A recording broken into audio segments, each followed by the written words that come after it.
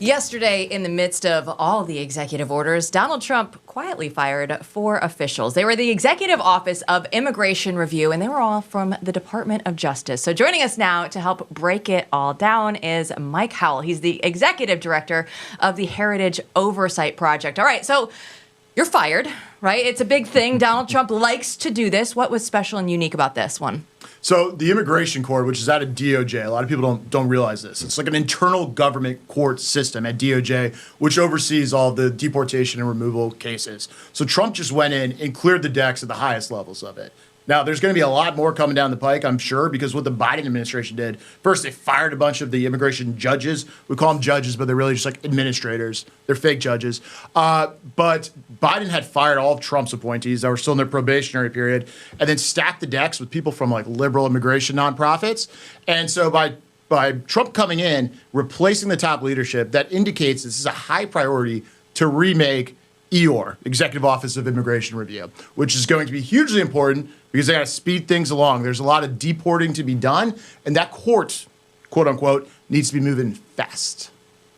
What kind of infrastructure are they going to need, even beyond the judges? I mean, local prisons aren't going to hold people, or local jails. Are they going to have to use buses, or just put people straight onto airplanes once they're arrested? Is there any talk of that you've been privy to?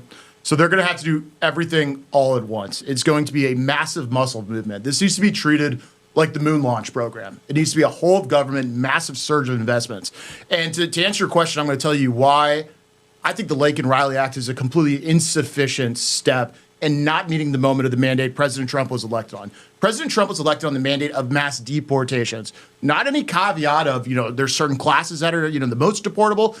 Everyone. Mass deportations. He brought in the history of the Eisenhower era program, which we can't say the name on this polite TV show, but it's a spicy one, okay? They were doing about 1 million a year back then when the illegal population was much smaller than it is now. So Trump needs to get to about 4 million deportations a year to meet the mandate, okay? And when you have the Lincoln-Riley bill, which basically says criminal aliens are the ones we're going after, what you're really saying is the other 95% of people who don't get arrested are not a priority. And so they need to open the aperture much wider. And in fact, it's almost perverse. Criminal aliens, of course, they're awful. They should, we don't want them here. But you shouldn't wait for an illegal alien to kill, rape, murder, steal, assault a cop, whatever, until they're deported. I want to prevent those crimes, not wait for them to become murderers, for them to become a priority. And so what Congress should be doing is getting this moon launch style program, a massive surge of resources. Homan's on TV saying, he wants 100,000 beds. I want Homan to have 500,000 beds. Okay, you need to be seamlessly working with the states. You need to be working with the nonprofit sector. I call this idea homeward bound. Okay, deportation doesn't need to be ugly. We need to work with these nonprofits. We've given hundreds of millions of dollars to them. Help them get people out of the country. I don't care if it's, giving them a ticket, getting them job services. See you later. We need to turn off the public schools' ability to take them in. Challenge Playa v. Doe. We need Texas to step up. Trump just gave them the authority under executive order to fight back the invasion. Everybody has a role to play. It's a massive, massive coordinated muscle movement. Laken-Riley is just a small head nod at it. It seems like that was something that you would do when there's a Democrat president. You see how many Democrats you can force to vote against it, and then you use that to run against them. But they kept on going after the confirmation of the president, after the oath of office, and then they ended up passing a bill that was kind of a troll in some ways, an important one. It's important to get rid of rapists and murderers, but it's important more than that, just like you said, get rid of a lot more people than just that. Right, absolutely. A couple of things. One, the criminal justice system, even as messed up as it is in urban areas, still takes murder and rape pretty seriously, right? And so if someone kills somebody, illegal or not, they're likely going to go to jail. And so it's not even they're already taken care of, for a lack of a better word. The fact that the elected class in Washington, D.C. is only comfortable with going after criminals shows that they're deathly afraid of actually implementing mass deportations on scale. If they were serious, the first thing they would have done, not yesterday, but already, they would have been putting out the budget required to implement all of these things, and the authorities required. They're running from this, and it's going to be a huge problem for the Trump administration, who's fully committed to this, if Congress does not catch up with them. Did you personally come up with the phrase homeward bound? There was a movie. I've heard about it, but Homeward Bound is classic. I've heard of the movie too. Everyone loves it. We love the classic movies. This is right in our genre. I read the book, but you coined that. You read the book? You're talking. Yes, there's a book. Based on a book. It's based on books, Which is better. I used to be smart and read things. Oof. That was a long time ago. But Homeward Bound is genius. That is an incredible recasting of what this needs to be. And I think it goes to a very deep point that is going to have to be part of the narrative arc of the next few years, which is that we really are sending people home. A lot of people have to go back to their homes. And that story is going to have to be told in a way that I think is more truthful than what the left is going to be saying over and over again. And we know what that is. Right? I mean, what you point to is a very important battle over public rhetoric that I don't think a lot of people on the right, I think they, it won't be a surprise when it happens, but I don't think they've really factored in yet, right? Our side is a little too happy right now. And when we have 24 hours of, the best case scenarios of people you feel bad for having to go home, it's going to be bad. Right? That's absolutely right. That's why they're playing to the lowest common denominator now. And unless someone calls it out, they'll stay there.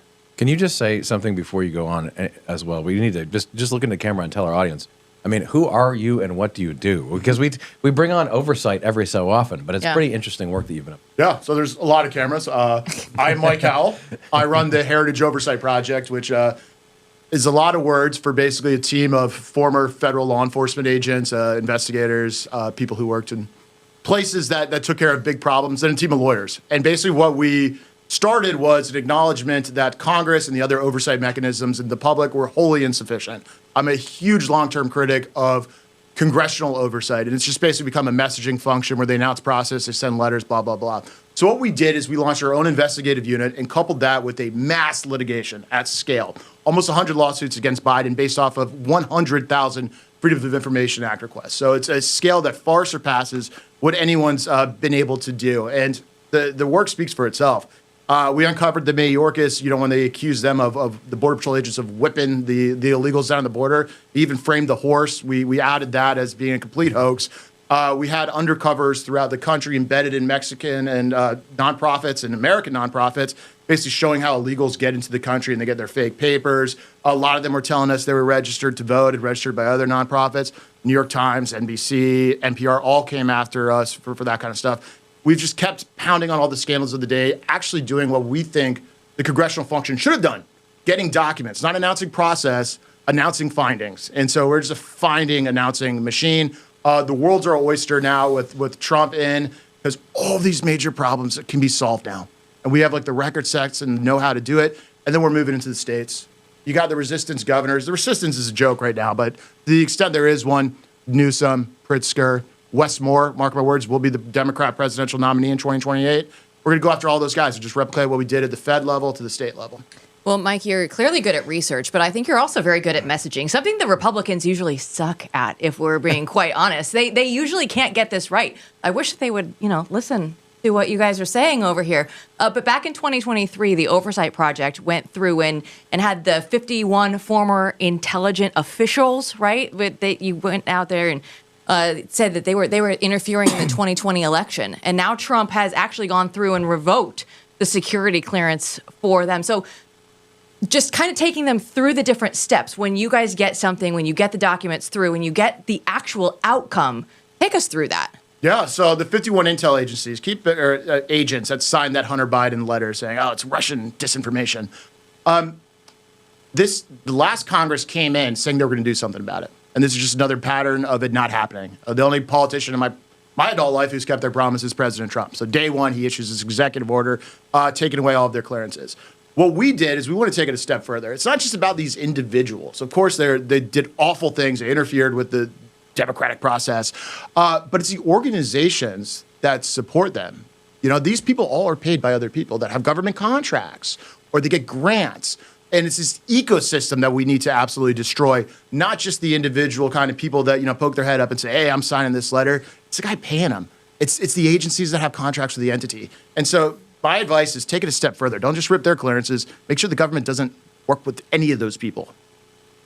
On anything ever again.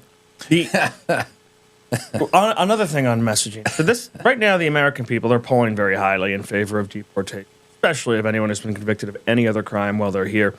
But we know the American people, and that will change. I mean, law enforcement agents are used to seeing ugly things. We talked about this last night. If I stole a vehicle, the police would understand when they came to my house, arrested me, and took me away. My son would cry. My wife would cry. It would be an emotional thing, but they're trained to deal with that for public safety. American people aren't. We absolutely collapsed over one picture of Elian Gonzalez, which was obviously a bad policy and a scared kid. But you're going to see a lot of scared kids on camera. You're going to see women crying on TV, and the American appetite for deportations you might see decrease when they actually see what that starts to look like. But at the same time, there are all these other different stories that aren't being told about visually about the child trafficking, the sex abuse, the crime, the gangs. How can Republicans, how can conservative media, how can supporters of the president kind of stay ahead of that messaging and keep the eye on the American people's resolve steady? Right. A couple things. First, Elian Gonzalez is glad he was deported. He's back in Cuba now as a politician, and he loves being this, I'm back in Cuba where I should be. And so he is a success story of deportation. And so I think it takes that kind of attitude. The mandates for mass deportation, we need to keep that. Mass deportation means millions and millions, the most ever, the highest ever. And so the political messaging needs to be on that, not these little half-step measures that we're seeing on Capitol Hill. Obviously, the media is going to go crazy. They're going to have all these crying people and things like that. But we need to kind of reframe how this is going to work. It's not just handcuffs on people and throwing everyone on planes, although, to the extent that's humanly possible, that needs to be scaled up. It's about turning off all of the reasons why illegal aliens want to come here and are able to stay here, whether it's worksite enforcement. It's going after the employers, whether it's the schools, not letting our schools be treated as daycare for illegals, whether it's the healthcare system. Take off all of these pull factors, and people start to not want to be here anymore and leaving on their own. Also, with this Homeward Bound initiative, if we got everyone behind it, there's a lot of ways to encourage people to leave to help it and making more, seamless. It's going to be the biggest foreign aid gift in human history once we send tens of million people back to their home economies instead of having this parasitic relationship with the United States where we take an entire working age class, import it here for them just to send their money back. We're going to invest in those countries by sending them their people back. Everyone's going to be happy. The mandate's going to be met. The libs are going to go crazy, but we just got to have I think they're playing cute with it, too. The Indian government said that they'd be willing to work with the U.S. government to deport 18,000 illegal Indian immigrants, and I'm thinking in Northern Virginia? Because it can't be 18,000. There's no way. Right. I think everyone's just playing a little cute with the facts here. A lot of cutesies going around. So much cutesies going on in D.C. right now. The streets look better. Everybody's happy. The vibes are good. Mike Howell, thanks so much for coming in.